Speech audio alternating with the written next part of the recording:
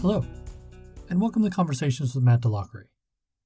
In the last episode, we covered the first three of the 5 metaphors that describe the believer's relationship with Christ and what is now different as a result of being in Christ.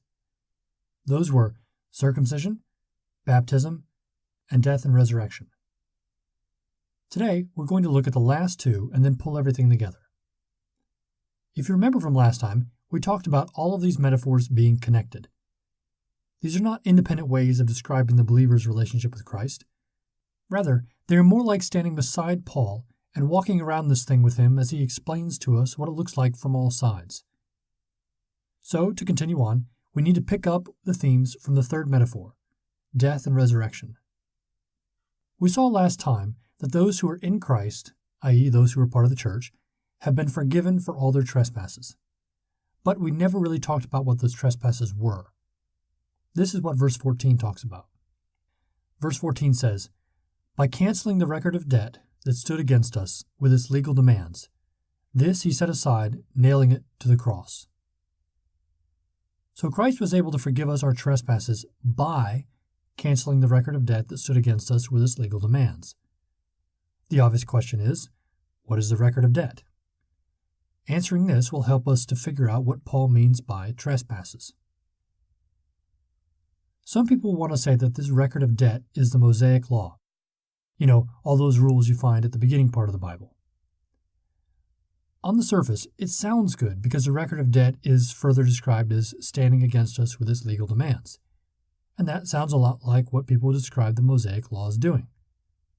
However, when you think back to the pronoun discussion we had in the last episode and look at what Paul says here, that view doesn't make sense. In verse 13, Paul said, "You," meaning Gentiles, "were dead in your trespasses and the uncircumcision of your flesh, but that God has forgiven us," meaning both Jews and Gentiles, "all our trespasses." Whatever law the trespasses violate is something that stands against both Jews and Gentiles. Now you might try to make an argument that the law of Moses stood against everyone, including Gentiles, but really that's kind of a stretch. The Mosaic Law was a covenant between God and Israel, so it's a little hard to see how that would apply to those who were not a part of Israel, Gentiles. There is, however, another and better way to understand this. I think this is actually referring to the moral law itself. The moral law is the unchanging standards of right and wrong that are based on God's own nature. The Mosaic Law would be a particular application of the moral law to a particular people at a particular time. The more limited understanding of right and wrong that the Gentiles had would also be pointing in the direction of God's moral law, though Paul would have considered this to be more primitive than the Mosaic Law. The moral law itself is the only thing that would stand against Jews and Gentiles equally, since each group had different levels of revelation.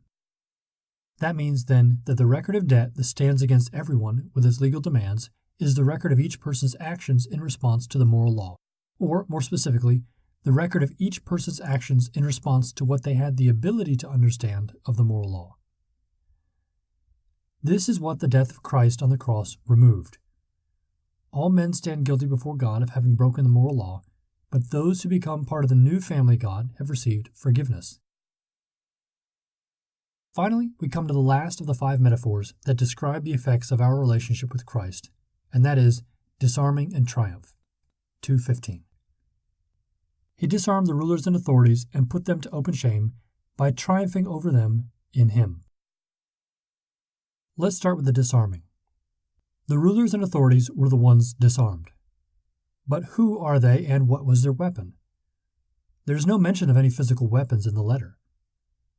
Paul is in prison, and physical punishment could, I think, count as a weapon of sorts. But that is not something that the Colossians are threatened with. The issue for them is this alternative philosophy or alternative worldview. But even something like that is not being forced on them. It's more like an optional, though bad, road that they can take, and Paul is telling them not to. The only thing that sounds like it is against the Colossians comes from the previous verse, verse 14, the record of debt that stood against us with its legal demands. If the record of debt is the weapon, then that would mean that Christ disarming the rulers and authorities is his taking away of the weapon that they were using against the Colossians and all believers. This weapon is the record of their and our misdeeds.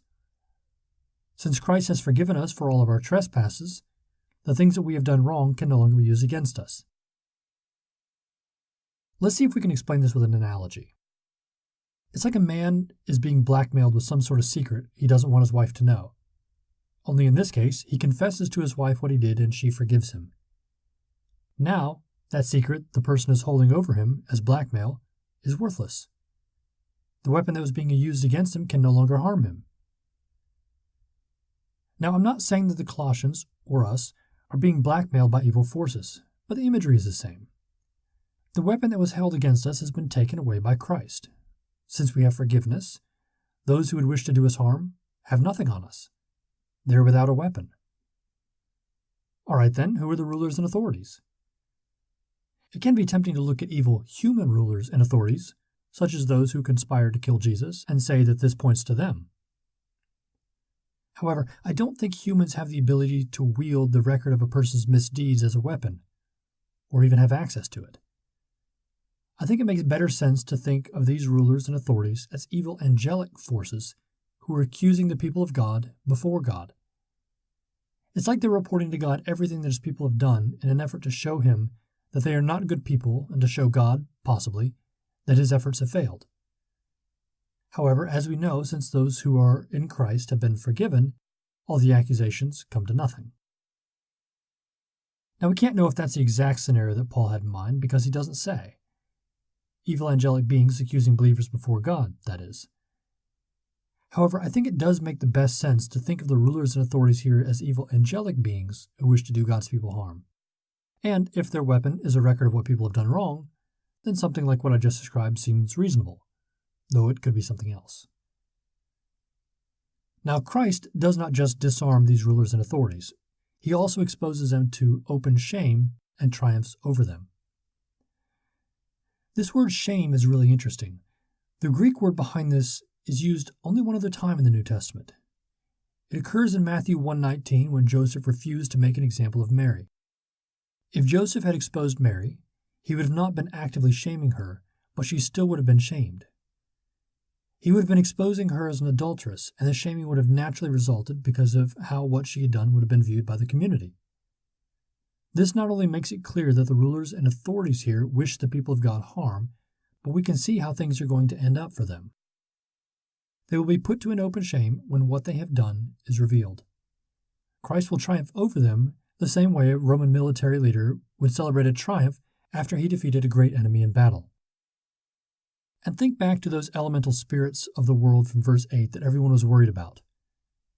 What Paul is saying here is that the forces of evil who are trying to do believers harm will not win in the end. Christ has triumphed over them and will put them to an open shame. It is better, therefore, to be on the side of Christ because it is his side that will ultimately win. Okay, let's pull all these metaphors together and see what this all means. Remember, Paul is trying to explain what Christ has done for believers, thereby showing why the Christian way is better than any alternative. This is an abstract concept, and abstract concepts are not usually defined by listing out all the necessary and sufficient conditions. Rather, they are defined by clusters of metaphors, which is what we have here. Paul is walking us around the idea and helping us to look at it from all sides. What we really want to do, then, is to get a general idea of what all this stuff is saying and where it's pointing. Let's review the 5 metaphors that Paul used. 1. Circumcision, chapter 2, verse 11. This refers to spiritual circumcision. Like physical circumcision, it signifies the person has become a part of a new people. The believer has become part of the church and the new people of God. 2. Baptism, chapter 2, verse 12. Baptism is the initiation rite for the Colossians' spiritual circumcision and their entrance into the new people of God, the church. This baptism is representative of being buried and raised with Christ, and it begins the transitional process of becoming a renewed person. 3. Death and resurrection, 2:13. The death and resurrection of the Colossians with Christ has provided forgiveness from their moral transgressions. Previously, circumcision was a category of relationship and not a moral category, but here they are combined because forgiveness happens as a part of relationship with Christ. 4. Cancellation of the record of debt, 2:14. The something that stood against both Jews and Gentiles equally was the moral law. The record of debt is a record of each person's actions in response to the moral law, accounting for the fact that some had a more full understanding of it than others. And in Christ, the Colossians are now free from accusation from the record of debt. And 5. Disarming and triumph, 2:15. The record of debt was a weapon the evil powers used against the Colossian believers. Christ took this away from them and thereby disarmed them. As a result of Christ's victory on the cross, the powers have now been exposed for what they truly are, which results in their public shame. At first glance, these metaphors can seem a little disconnected. In reality, though, they present a very unified picture. Those who follow Christ gain 3 things. 1. Entrance into the new people of God. This is explained by circumcision and baptism. 2. Forgiveness from moral transgressions as part of this new relationship, explained by death and resurrection and the cancellation of the record of debt. And 3. Freedom from the powers who stood against them, explained by disarming and triumph.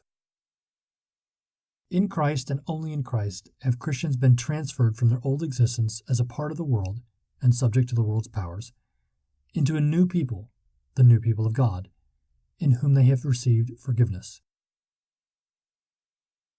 All of this is made possible through Christ's death and resurrection.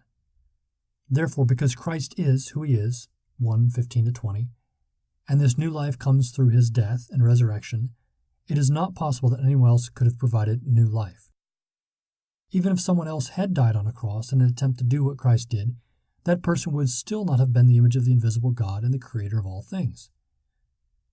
Christ's death and resurrection are unique and therefore cannot be replicated. If the Colossians want the new life as part of the new people of God, they must find it in Christ.